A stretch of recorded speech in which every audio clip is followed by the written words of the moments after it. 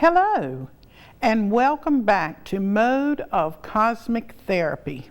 You know, I get so involved with just feeling the energy of whatever's going on at the moment that sometimes I even forget to introduce myself. Not that that's important, or it's not important, but I am Paula Andrea Pyle, and I am your host for this next 58 minutes or so on this remarkable day. Every day is remarkable. I want to thank Mitzi for being on the camera, and Sandy for being in the control room, and of course Emmy. I'm glad you're here again today. All right, so what do you know about Mode of Cosmic Therapy? You know, I was thinking, I do that a lot, but I was thinking a lot of times when I said a lot twice, Mitzi, so you know that word's going to be broke down today. Yes, a lot. I try to, or I start off with the intention, not the forethought, but the intention when the light goes on, for me to explain exactly what Mode of Cosmic Therapy is. But I never achieve it. And the reason I never achieve it, or the only reason I can come up with, is because I don't have a clue as to how to define Mode of Cosmic Therapy. All that I know is that everything happens for a divine reason, and things happen for reasons we can't see or possibly begin to interpret or understand. Sometimes we put our own definitions to whatever has occurred, but that is far from why the event took place. So in this particular hour, while you are visiting with me, I will show you how such random events are all connected, just like your life. Every single solitary thing in your life is connected. There's nothing out of order, and there's nothing that occurs to you, with you, for you, on you, or away from you that does not have significant importance for you. Okay? So for those of you who have been joining me each and every week, twice a week, I thank you. I thank you a lot because I have fun. That's why I'm thanking you. I am grateful to have the opportunity to have so much fun during this hour. And for those of you who are new to the show, just sit back and bear up with me because I'm going to take you on a ride. Now, I do use the science of numerology.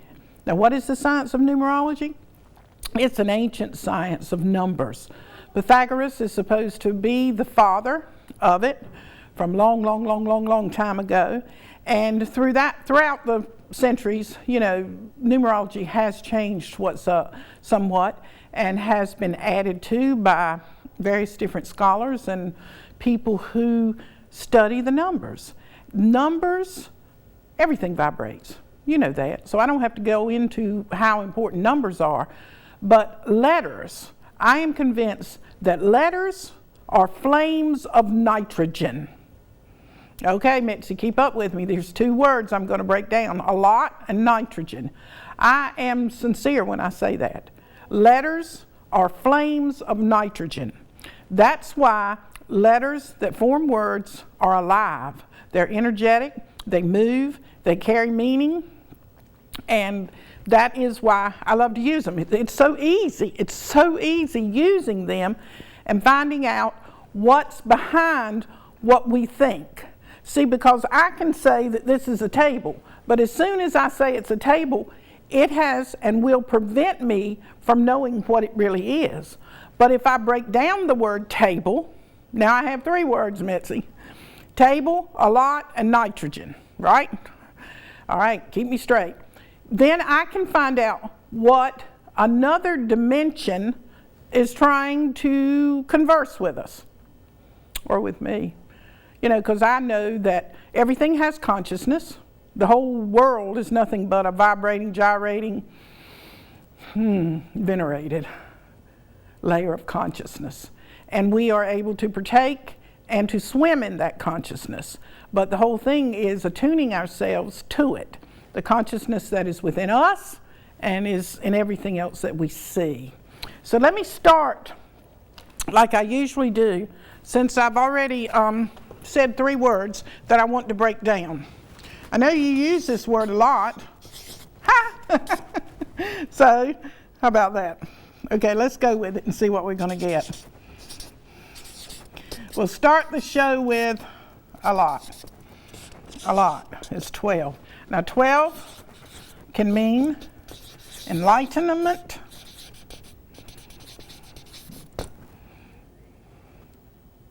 or it can mean, I'm going to write that sideways, anger. You know, enlightenment, suppressed anger. Okay, that's what it can mean. And then what do we have here? We have it made up by, it also, you know, whenever you see 12, most of the time you're at a place in your life where you're stuck. So a lot of times we get stuck.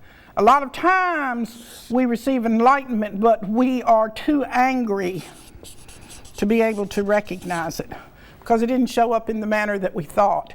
The heart of a lot is God's number 7. And then, of course, the proverbial experience. So, in our life, we are given a lot of opportunities to grow, to expand, to voice our opinions. Okay, the other word was nitrogen, because I said letters. Letters are flames, look at this going out, of nitrogen.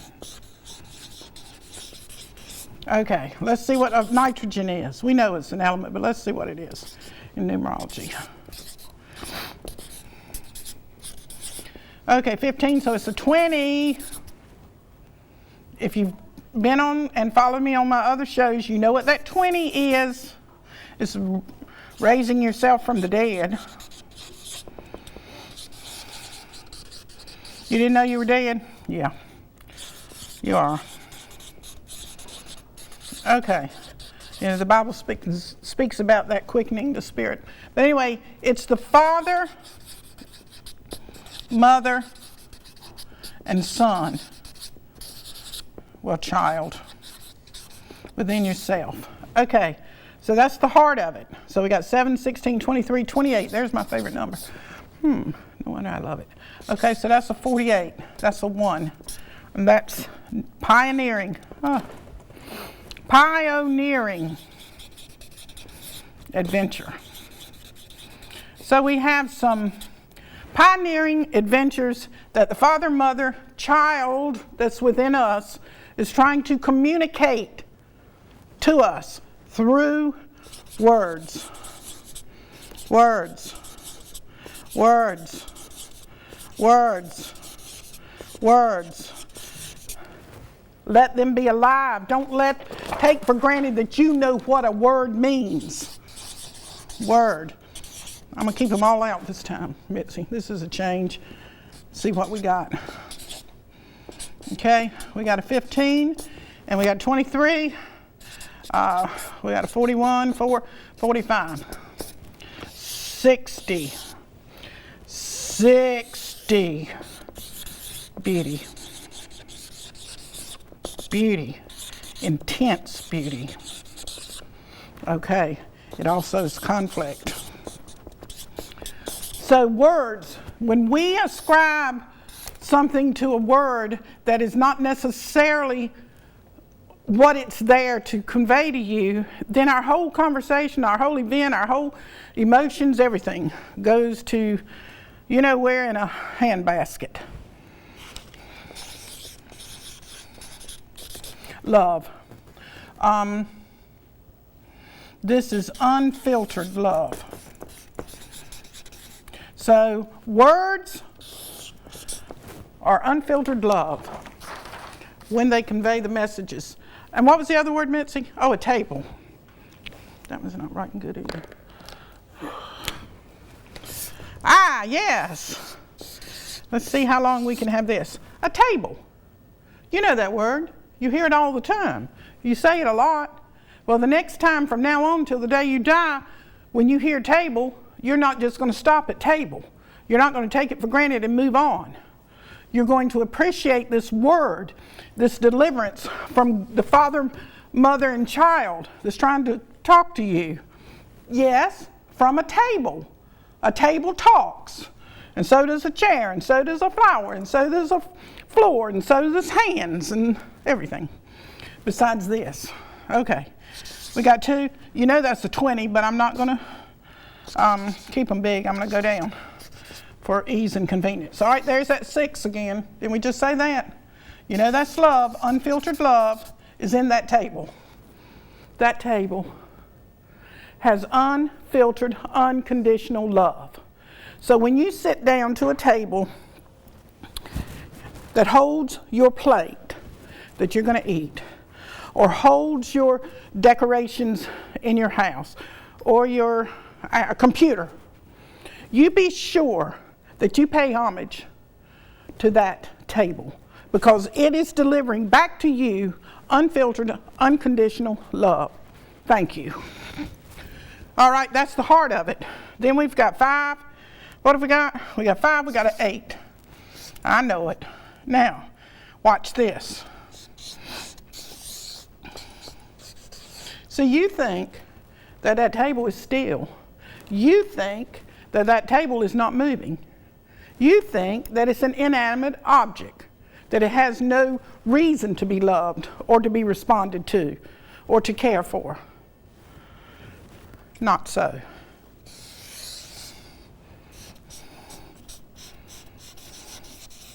Experience the table.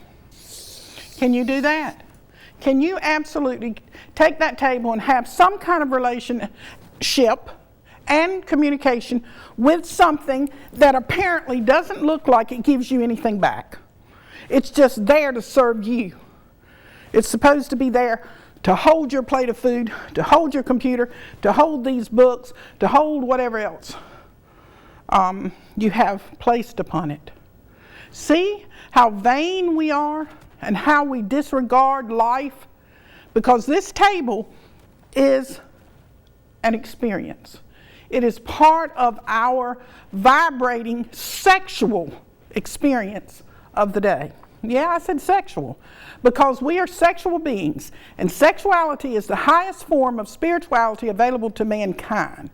And so the interaction we can have with a table is the same energy we're going to bring to the bedroom. We're not going to go and get something else.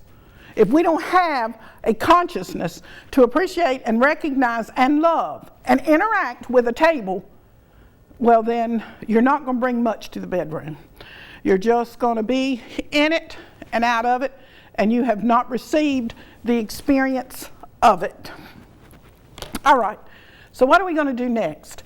I think I'm going to come inside to these mode of cosmic therapy cards. Let me see if that's what these are. Oh, there's those tarot cards. I've been looking for them, Nancy. I didn't know they were in there. Huh, okay. These are mode of cosmic therapy cards. Cards I created many years ago. And I'm going to, after I put them in the right order, well, any order could be the right order, but so that you won't think I'm looking at them and can see what words are on them, I'm going to, remember that from another show? Honor, that's you. You're honorable and you're full of what? Wit. Okay, let's get in going on these things. See what these cards are going to reveal today. Gosh, big stack, ain't it? Big stack. I know what I'll do. I'll take them and break them up, and I'll go like that. All right, I'm going to do that for that one. All right, that's shuffled a little bit.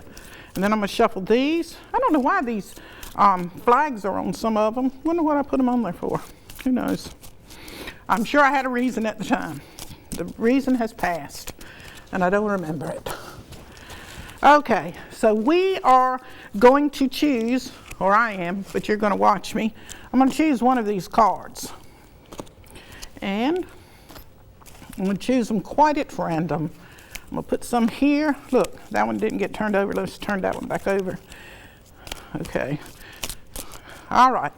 So I'm going to put some there, some here, some there, some there, some there. I'm going to take that one. All right, let's see what we've got. Oh, yes, yes, yes. This table, before I see, you know, I can see this first line, so I can put the words that are going to go with it. This table went through a multiple series of cycles, from the seed that grew the tree first, that it had to struggle to come out of the soil, to become the plant, to become the tree, to grow. Then it had to be harvested, and then it had to go to one of those pulp plants, the ones that stink so god-awful bad. If you've ever been to Canton, North Carolina, you'd know what I'm talking about.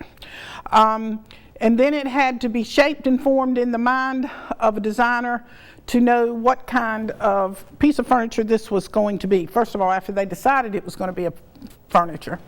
And then they had to polish it and stain it and craft it and all of that. That is what this table went. Oh, then it went to the store.